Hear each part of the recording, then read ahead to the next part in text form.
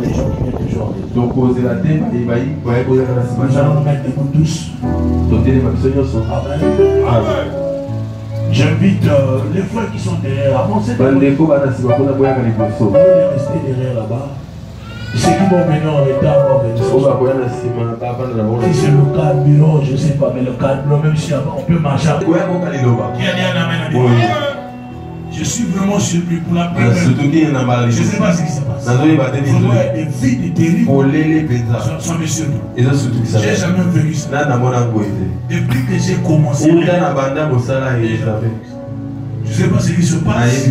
Pourtant, dimanche, on a un très bon culte. Tout le monde était là, c'était même. Et j'ai demandé, m'a dit que tout ce soit là. Vous ne voulez pas de le souvenir en retard. Comment voulez-vous qu'on finisse à temps?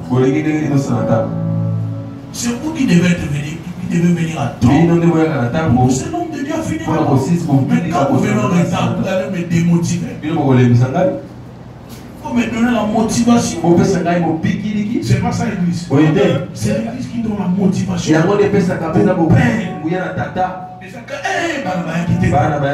J'ai dit qu'il faut un attendre. Il faut aussi ça.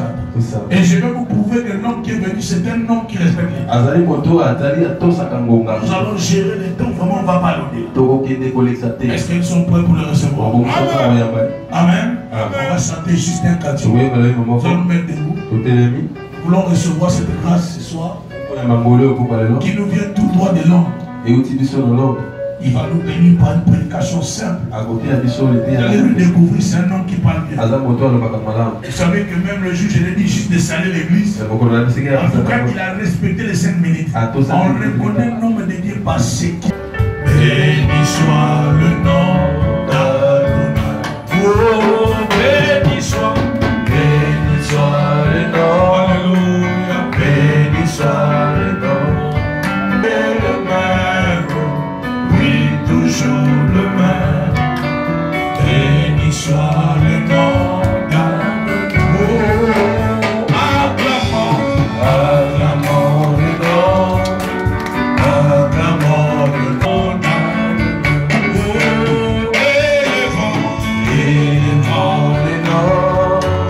Élevons le nom, élevons le nom d'Adonai Yoshua.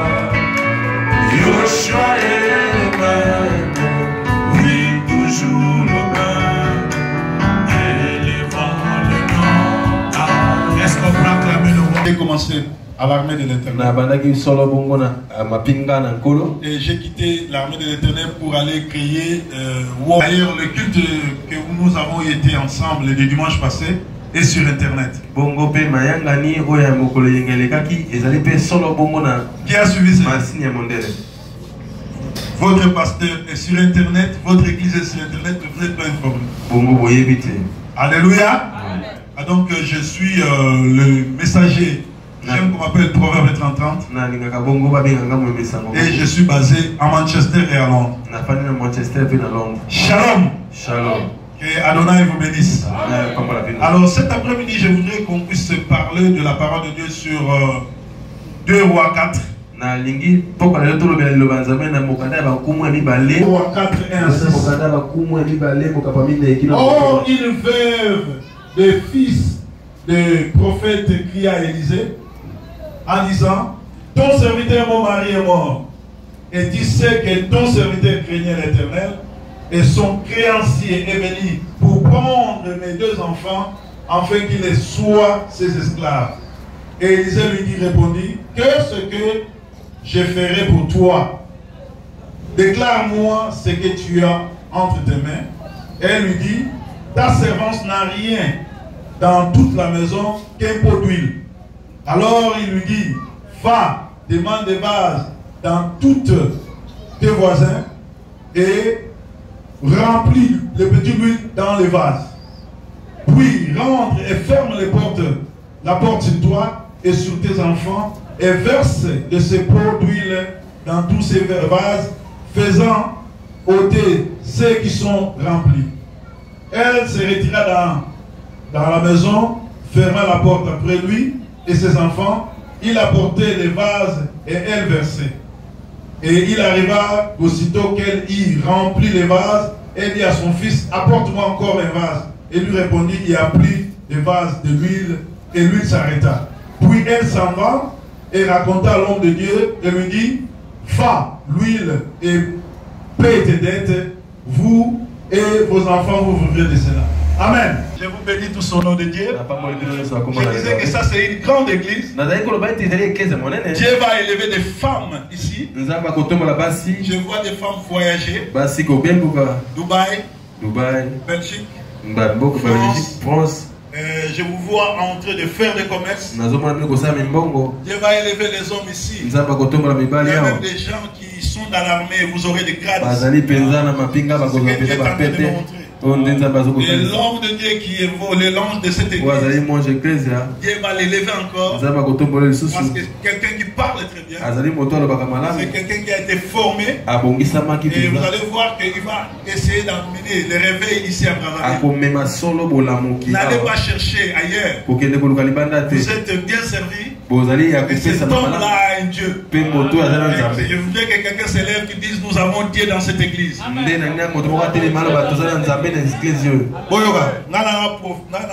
Nazali pasteur mais Nazali évangéliste charismatique. Nazali mouvement de son nouveau salle. Miracle. Alléluia. Je devais prendre mon avion pour Londres le vendredi passé. Je l'ai raté pour ces réunions. Je ne savais pas que j'allais prêcher ici. Mais Dieu a voulu que je ne prenne pas cet avion pour vous rencontrer ici et pour que je puisse vous communiquer quelque chose. Alors celui qui sera communiqué avec moi ne sortira pas comme il est là. Si tu es avec moi, mets-toi debout, lève-toi, dis je serai élevé. Comment? Alléluia. La Bible déclare cette femme craignait Dieu. Asseyez-vous. Son mari craignait Dieu. Son père aussi craignait Dieu. Lève pour toi, dis Dieu va me visiter parce que je le crains. Loba Adonai a visité Napo Nabanga Kaye. Je mets des liens sur ma boko. Alléluia. La Bible déclare cette femme craignait Dieu. Son mari aussi craignait Dieu. Mais son mari est mort. Il a laissé des dettes. Mais la femme a compris. Je sers un Dieu qui est vivant. Le Dieu qui est le créateur de l'univers. Elohim. Le Dieu créateur. Le Dieu qui a tout créé. Alléluia. Les Anglais appellent ça Mighty God. Mais tout ce que je peux te dire cet après-midi, que le diable était menteur. Le diable était menteur. Ce que Dieu a dit pour ta destinée, qu'il pleuve, qu'il neige, que si aujourd'hui ça ne marche pas, demain ça marchera. Demain ça marchera. Demain ça ira. Tu témoigneras parce que nous servons Elohim. Nous servons Adonai. Nous servons Yoshua Hamashiach. Répétez après moi, nous servons les dieux de toute force. Cette femme-là avait la révélation. Aujourd'hui, nous avons des problèmes. Parce que nous manquons de révélations. Je disais tout à l'heure que vous avez tout ici. Dieu a permis que je puisse assister dans 2 cultes dans cette église. Et j'ai dit parce que je suis arrivé en retard. J'ai suivi l'homme de Dieu prêcher. Le dimanche, on était ensemble. J'ai suivi l'homme de Dieu et l'un de ses enfants prêcher. J'ai vu la puissance de Dieu. J'ai vu la révélation de la parole de Dieu. J'ai vu comment cet homme se transforme en un bulldozer pour résoudre vos problèmes. Mais qu'est-ce qui se passe le mardi? Il y a les gens qui ne respectent pas l'air. Bien aimé,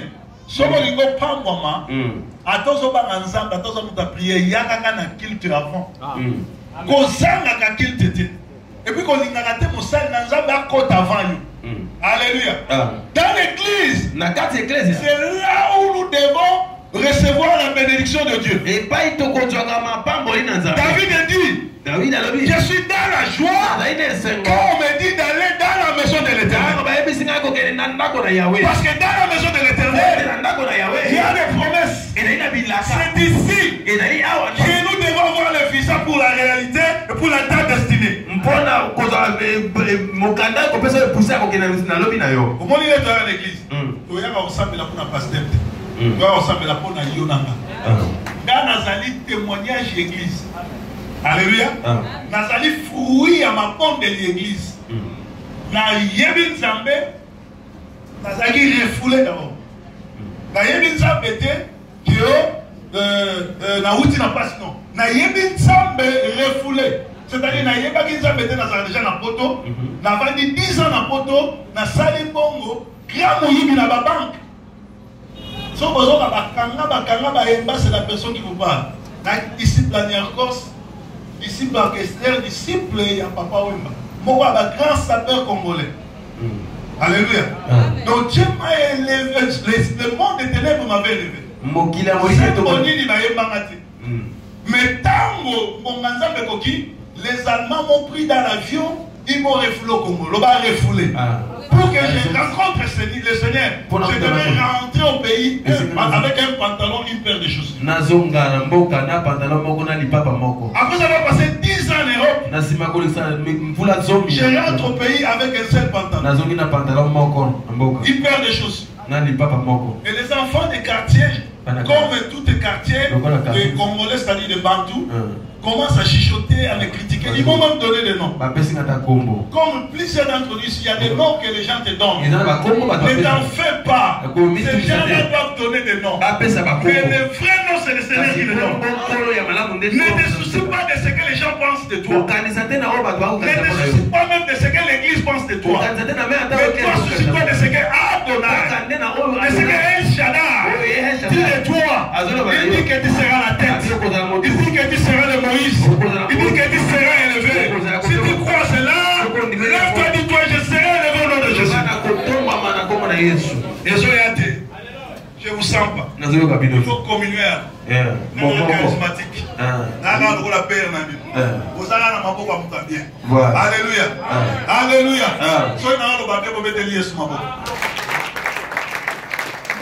Alléluia. Arrivé au pays avec un seul pantalon. Et jogging. Donc, ce qu'on peut dire, jogging, c'est le pantalon et chemise dans son col. Mais le monsieur qui a dit que nous avons ces cailloux. Ni kango bien na papa no yaka l'église. Salomon le qui ceux qui vous donnent l'église. Même si ces péchés sont devenus rouges comme la crasse. Mais ceux qui reconnaître les personnes qui m'avaient. Ceux qui Limisa à Pambon. Mais le message va vous visiter du nom. Nazo les gars, le prophète dans sa paix. On a envoyé ceux qui ont mis comme beaucoup dans l'avion. Dans la route Londres, il y a aussi un passé dans la route Brazza, dans la Dubaï pour une semaine. Marchandise n'a rien à voir ici. Donc beaucoup d'années même dans l'avion, on a pointe noire. Donc pasteur, dans l'océan pour la dire qu'on doit aller dans conteneur. Alléluia. Parce que Nzambe a béni biso pour tous à la élever. Dieu t'a appelé pour que tu sois élevé. Et tu seras élevé.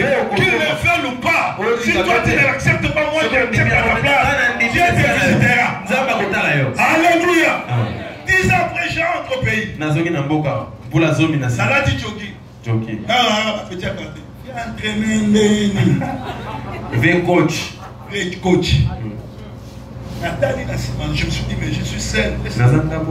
Des fois, il y a des gens qui te critiquent. Même à Donald, il y a un moment, il posait des questions aux gens. Qu'est-ce que les gens disent? Alléluia. Il voulait tester ses disciples s'ils avaient la révélation. J'ai béni cette église parce que j'ai écouté le pasteur, le bishop Kevin. J'ai écouté le pasteur, l'évangéliste. J'ai compris qu'ici, Dieu est ici. Alléluia. J'ai écouté des révélations que j'ai jamais écoutées à Brazzaville. Et je suis jaloux de vous. Parce que vous êtes dans un bon endroit. Continuez à soutenir cet homme. Dieu le visitera. Il va mener la lumière à Brazzaville. Mais Mikoli a dit qu'on n'a pas si beaucoup dans l'homme. Deuxième jour. La bête Versace se met jaune. Versace à jaune. T-shirt à jaune, pantalon jaune. Pantalon jaune. Non, viens maillot jaune. Maillot jaune. Bien-aimé, c'est là il y a un poulousse qu'il faut vous taper. Amen.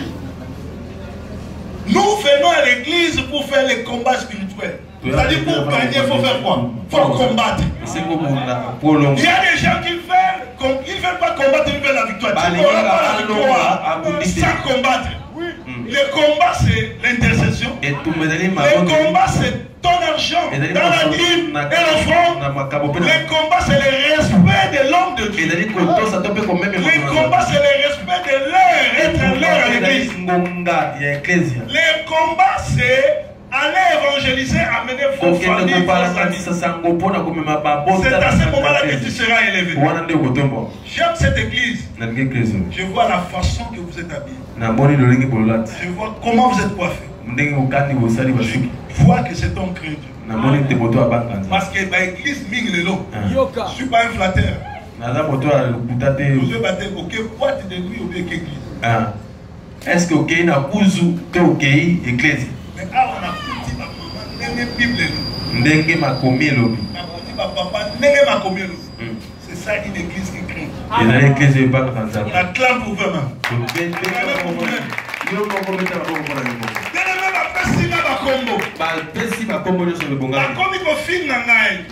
Je suis parti de l'Europe de moi-même. On m'a refoulé, c'était mon affaire. Mais quand tu échoues, ça devient le problème de tout le monde. Voilà, dans la vie, tu es condamné à réussir. Je suis condamné à réussir.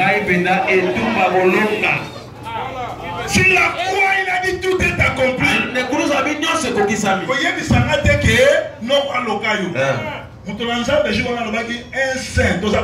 Ça, c'est un esprit.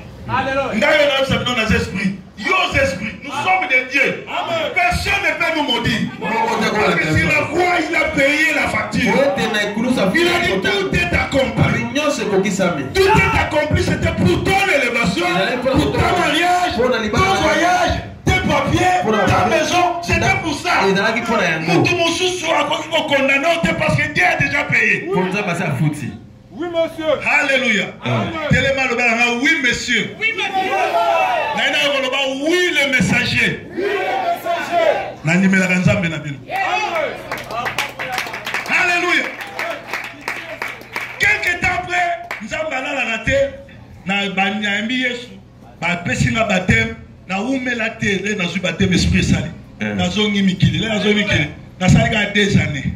Le na zongi des années. Je ne suis pas venu me vanter ici, mais dans un petit témoignage pour nous, je suis fouillé à ma bonne délai. Il y a pauvre l'église, il y a comme riche l'église. Dans un petit je suis un homme béni. Tout dans la RDC, votre évangéliste Salomon, Proverbe 30, c'est qui? Je suis le pasteur de Sydney. Si vous regardez Kofi, je suis le pasteur de Sydney, c'est moi. Je suis même Jaguar, je suis dans Londres pour Sydney dans l'église. Vous voyez ma Salomon? Vous regardez déjà? Si vous regardez à la salon, c'est le pasteur Salomon. Pour sa pasteur, c'est l'aventure au Kangaé. À l'équipe à l'époque, on a refoulé Salomon,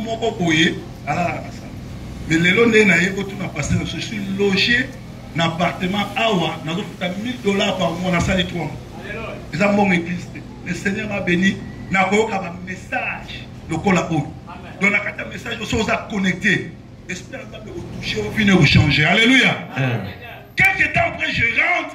Dans Grand Cherokee. Des Chrysler. 190. Mercedes 190. Là, vous dites, bon, mais quand tu es dans le quartier, tellement il y a un quartier pour Polango, dans les bossos, puis tout dans les autres dans bateau, ça fait un combo, il y a maillot chaud, la combo coach. Va changer Congo. Mon père, président, PDG, ça sera de même avec toi. Ceux qui se moquent de toi aujourd'hui, ceux qui t'ont donné des noms pour te faire du mal, ils vont t'applaudir. Parce que au cas où ça va, la femme craignait Dieu. Moi, c'est vrai comment m'attendre. La femme craignait Dieu. Mais son mari est mort. Lui a laissé des enfants et avec un problème. Maintenant, qu'est-ce qui se passe? Quand nous venons à l'église, nous recevons l'esprit. L'esprit de Dieu en nous va nous donner des révélations. Comment détourner les démons? Comment refuser la malédiction? Il y a des gens ici qui ne savent pas que quand tu as l'esprit, personne ne peut te toucher. Tu deviens comme le vent. Parce que nous servons le Dieu de toutes les forces. Le Dieu le tout-puissant. Elohim. Les Juifs voulaient que Moïse leur fasse voir Elohim. Oh, Elohim, ça veut dire le Dieu le tout-puissant. Quand il descend avec toute son armée, avec toute sa puissance, avec tout le bruit. Personne ne peut voir Dieu. Et quand ils ont essayé, Moïse a dit, attends, je vais vous faire venir Elohim. Quand ils ont vu la gloire d'Elohim, ils ont dit à Moïse d'arrêter. Et ils ne peuvent pas voir Elohim. Mais quand Adam et Ève pêchent, ce même Dieu-là, au lieu de descendre comme Elohim, il descend comme Yoshua Shama, le Dieu qui aime, le Dieu de l'amour. Dans l'amour, il y a quoi? Il y a le pardon. Dans l'amour, il y a quoi? Il y a la compassion. Dans l'amour, il y a le covenant. Le Dieu de l'alliance. Nous servons le Dieu de l'alliance. Ce Dieu-là ne se détourne pas. Qu'il pleuve, qu'il neige. Il ne regarde pas tes péchés.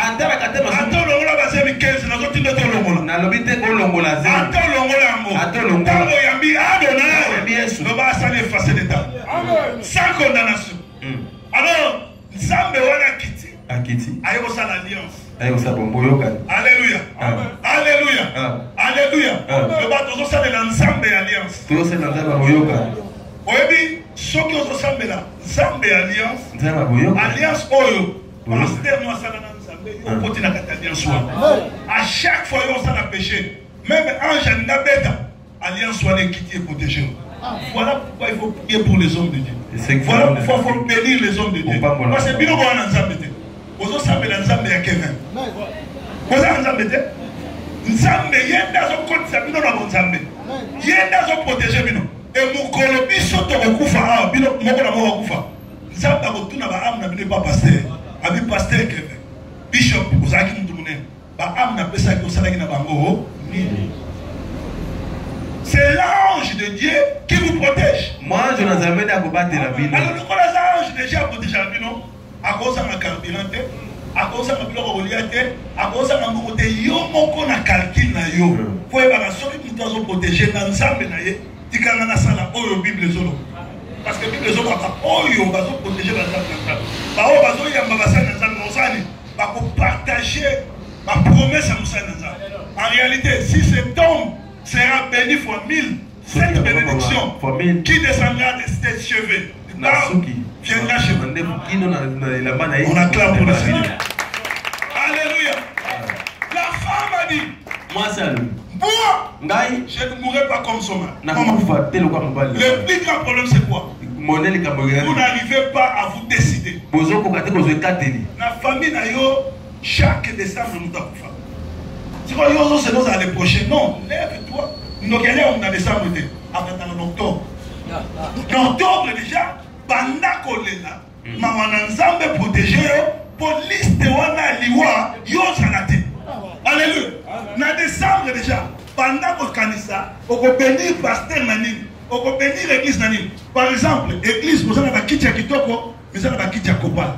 Nous avons la révélation de remplacer la kitcha par la kitcha.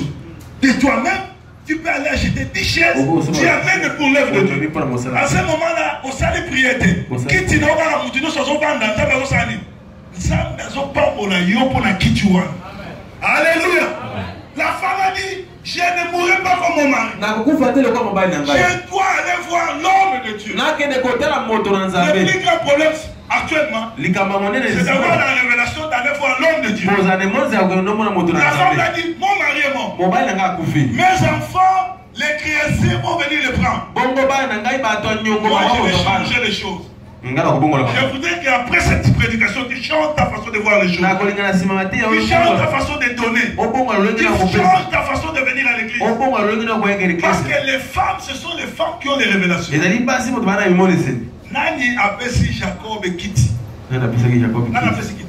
C'est Rebecca. Rebecca qui a si Jacob a dit Esaou a reçu papa nous a l'embellé même. Ma maman, une église forte, c'est une église où les mamans sont éveillées spirituellement. Ma maman va protéger la pasteur. Ma maman va faire contre moi, c'est pasteur. Yo souvent il dit moi c'est un pasteur. Moi suis problème dans ça parce que moi je suis là on appelle ça la kimé banane. Pasteur. Dans un problème na bino yaka na kutu ba démon to bondeli, to ça na posa mo a to kitsa monter. Yoka. Mais na ko ba ta na semaine. Ya maman. So yo comme so ngo ça bien na papa, ba ndaka ko pambola mama. Ko mona masumu ba mama. Mais même ba ba ka. Au mona ba prière sur papa ba salon na 4 heures. Au comment de là que ne vers. Alléluia. La femme a dit, moi, je ne mourrai pas comme mon mari. Je dois aller voir l'homme de Dieu. Écoutez, tout ce qui est dans la révélation. Quand on a volé le cambo, sur les appuis, aux yeux offrandes, aux yeux au tiers, à pour nous sceller. Parce que c'est prophétique. Vous comprenez? Alléluia. Ce qui est dans le cambo, et que ça, les cambo, les canaux, pour les boukana, aux yeux offrandes, 10 000. Vous offrez 5 000 euros de déposer à. Parce que ça, nous sommes là, nous avons un moment où bon, on va peut-être pierre, on a oxyde, ça côté, on va ciment. Et moi-même aussi, je vais venir, on peut s'envelopper pour la construction. Parce que nous tous, nous avons besoin de bénédictions. Alléluia. La femme a compris. Moi, c'est à ce sol. Elle a pris la décision. Je ne mourrai pas comme mon mari. Je dois aller voir l'homme de Dieu. Nous prions et Dieu. Qui, si tu n'as rien, il ne fera rien. Si tu dis que tu n'as rien, tu mens. Dieu a donné à chacun les talents.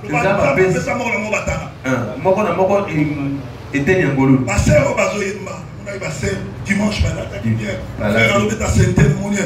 pasteur, l'homme de Dieu, interprète, ce sont des gens qui donnent leur don à Dieu.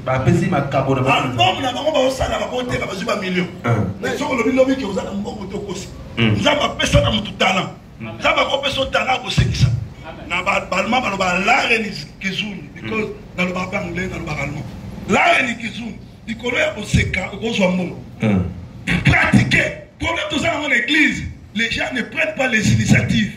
Vous priez trop. Dieu bénit l'œuvre de vos mains. Dieu bénit le travail de l'homme. Si toi tu pries beaucoup, tu ne travailles pas, tu n'auras rien. Ça la peut mingi. Dieu va bénir l'œuvre de vos mains. Moi je suis un prédicateur. Mais je suis aussi président ou PDG d'une société. Parmi tout cas, la ville de Manchester, Londres, nous avons fournisseur pour nous. Alléluia. J'ai des papiers dans le Sabino. J'ai amené ça ici. À part du pasteur, nous avons acteur à film. Nous tournons film. Nous avons YouTube et sur Tega. C'est-à-dire, nous avons limité. On a fait des techniques dans le monde. Si vous avez des techniques dans le monde. Nous avons la prière, nous avons Maman Awa, na Congo, l'église, nous avons fournisseur à Bissap. Chaque dimanche, on a Bissap, non. Là, vous avez combien de bâtiments d'église? Vous avez une église à 200, 500 personnes. Ceux qui chaque nous avons Bissap, ceux qui 500 personnes dans Bissap, il y a 50. Bissap à 50. Tu auras combien? Combien? Bissap. 25 ça combien? 50. Vous abonnez 500 personnes. Bissap. Ah, mais si vous avez des cailloux, ah. Ça les cailloux. On soit 50 000. Mais aux gens Bissap, Nanda, pour eux, ils sont dans l'église. Ah, bah, mon ami, t'es qu'à Bissap. Dieu bénira l'œuvre de tes mains. Ça va pas, moi, la mossa, ma bonne. En Afrique, n'a pas été répondu, mais n'a pas tout n'a été répondu. Ah. Alléluia. Et je n'ai pas honte de vous dire que Nateka Rapondu. Par contre, on a conteneur, on a livré dans la maison où il était en gros. Ce qui n'a pas sur le carton, après on peut s'en mot. Natanga Gambon, le roi a recevé. Le bonhomme dans le roi, Natanga Gambon, le roi a recevé à 500. Il n'y a pas de sommité. Alléluia. La femme a compris. Elle a dit, je ne mourrai pas comme mon mari. Elle va voir l'homme de Dieu. Et l'homme de Dieu va lui poser la question. Qu'est-ce que tu as? Bien-aimé, qu'est-ce que tu as? La femme a dit, j'ai qu'un pot d'huile.